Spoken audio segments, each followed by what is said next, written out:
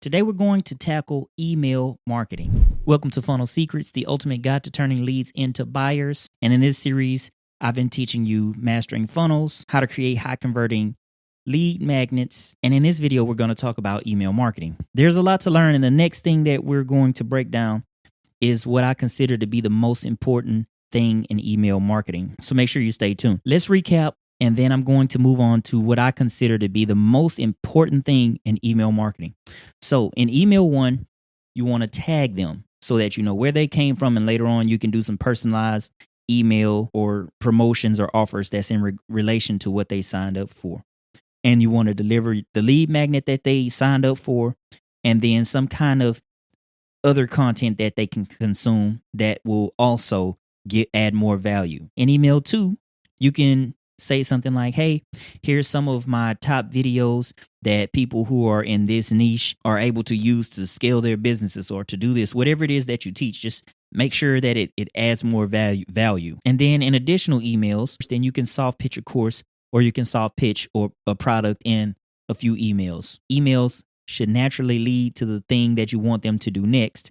And then ongoing weekly emails, that's important. Doesn't matter how many. I would say at the least probably once per week is a good cadence if you don't have a lot of time and you just want to remain consistent and you just want to continue to provide value.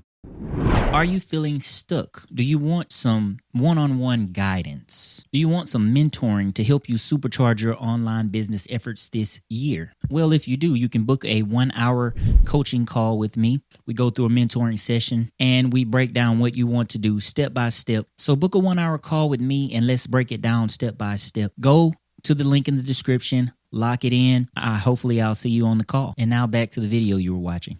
So let's kind of break down some of these emails. In email one, I said tag them, send them the lead magnet, provide more content.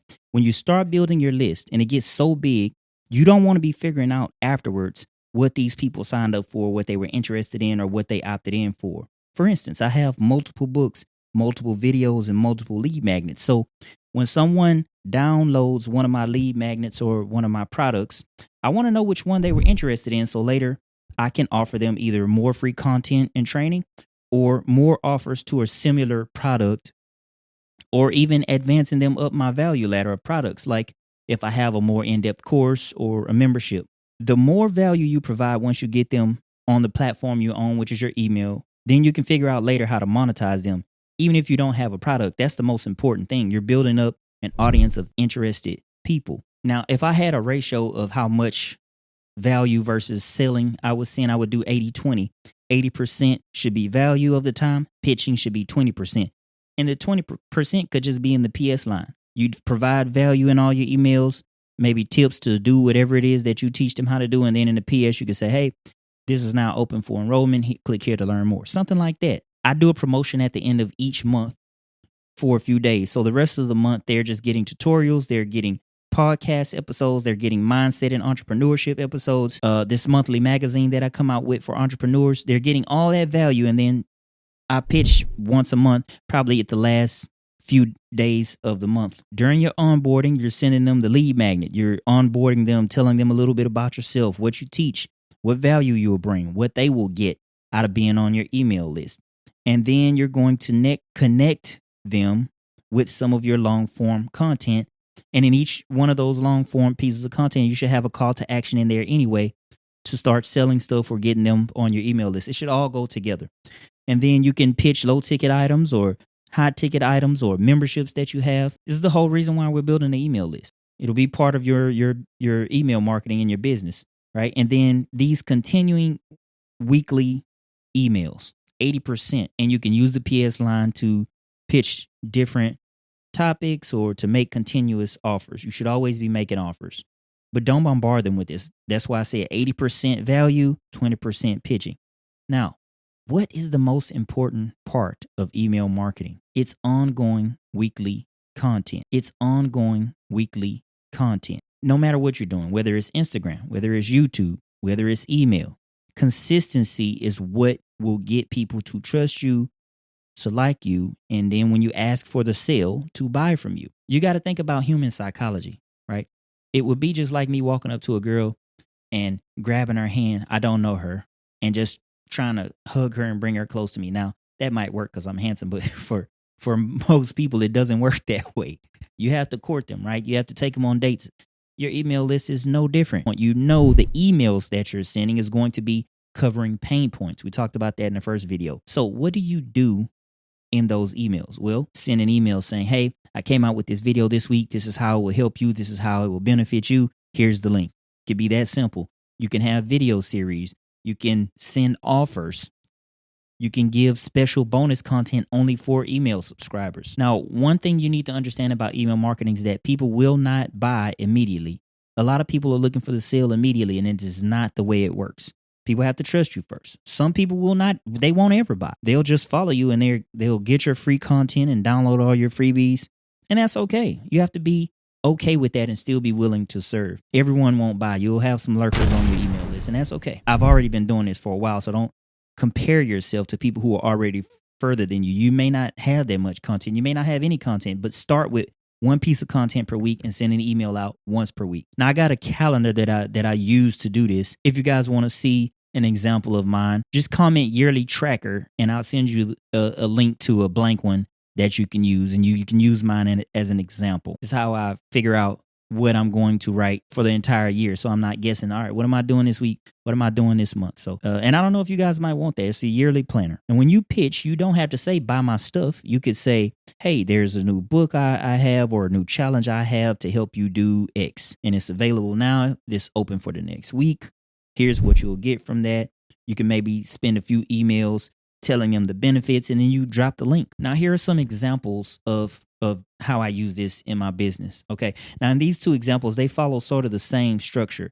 So I try to come up with a good hook in the subject line, and then inside the email, the value that they'll get, I tell them what's in it for them. And then I have a call to action to something, whether it's to check out a book or to check out a course or to join a membership or even just to leave a reply. And engagement with the audience you build, that's the key. Now, one of the advantages to doing long form content is then you'll have a library of content to send people to. And when combined with email marketing, it's a way that you can educate, it's a way that you can build trust. Again, value, pitch. 80%, 20%. Also, this is going to give you content for emails. So you can have it all automated so that, let's say, after a person gets done with the onboarding process, it starts sending them weekly emails. A lot of people have an issue with, what am I going to send this week? I don't know what to write, or they run out of ideas for content. Well, if you're creating weekly content, you'll already have a link to send them, and then you can repurpose that and resend it to them, right? You're going to get new people on your list. So maybe that video you made 6 months ago, you can now send that link, change the hook, change the subject, resend it out there, get more views on it, update the video, that kind of thing. 1 email a week for a year. That's 52 emails, 52 videos. Then when people get on your email list, over time, you can repurpose that content and send new people back to your old content. How do you know your email marketing efforts are working? This is a good question. I get this question all the time. I check my analytics each week on all platforms. So each week on Friday, I check my YouTube analytics. As long as I see like a 1% increase in my metrics, then I'm like, okay, what I'm doing is work. A quick glance to see if things are trending in an up position. More engagement, higher click-through rates, higher open rates, more watch time. Now, MailChimp did a study, and there's also other studies out there. Average is between 15 to 25% open rates and about 2.5% click-through rate. That's terrible. When I'm looking at my email sequences and I see some emails with a lower than average open rate, and this depends on what you want to see, I generally like to stay about 30% or above. But I would go in and maybe change the subject line or change the hook inside the email and then run more traffic to that funnel or that email and see if it improves over time. If I make a tweak and it goes up a couple percentage, and then I make a tweak and it goes up a couple percentage, and then I change something and then it either goes down, I'll change it back and then leave it there. And I'm like, okay, this is probably the best that I can do for now. I don't have a lot of time to jack with all that stuff. I just look at the numbers and let the data tell me what to do. Now, how simple can this be? 1 piece of content with a call to action to your email list. 1 email per week. You can start there.